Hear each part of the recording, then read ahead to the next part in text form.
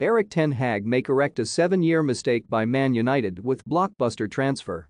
When it comes to new signings for Manchester United, links to Frenkie de Jong are growing in volume. The Barcelona star could leave the new camp this summer, with Erik Ten Hag keen on a reunion.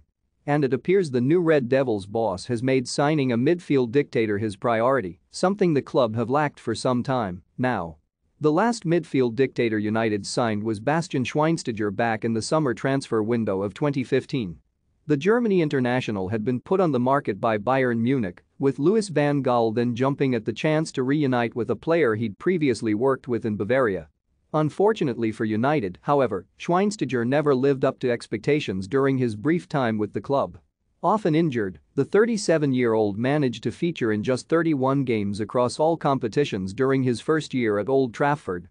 And he then made just 4 more appearances before Jose Mourinho cut him loose midway through the 2016-2017 campaign. Since then, United haven't signed a slick passer and smooth operator. A player like Michael Carrick, who used to dictate play. Erik Ten Hag. Man United's 25-man squad for next season with 6 signings. Nemanja Matic was brought in to be a bulldozer rather than somebody to let the game flow through him.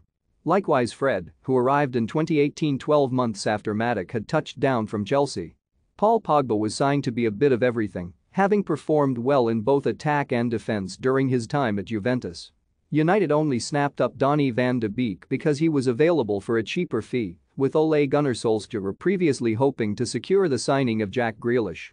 And academy graduate Scott McTominay, while a player with immense potential, doesn't appear to have the ability to keep the game ticking over. So that's why United now appear to be leaning towards the signing of de Jong. And what a deal it would be if Ten Hag was to somehow manage to bring the 25-year-old to the Premier League this summer. Don't miss Ten Hag's 10 transfer targets at Man United, explained. Anthony comments suggest Ten Hag reunion at Man United is possible. Man United have 5 players who can be amazing under Ten Hag. United know they need at least one midfielder, especially with the likes of Matic and Pogba primed to leave on free transfers.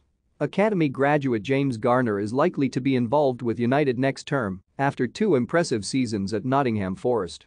Yet the Red Devils know they can't hang their hat on the 21-year-old as they look to reel in Liverpool and Manchester City given his young age.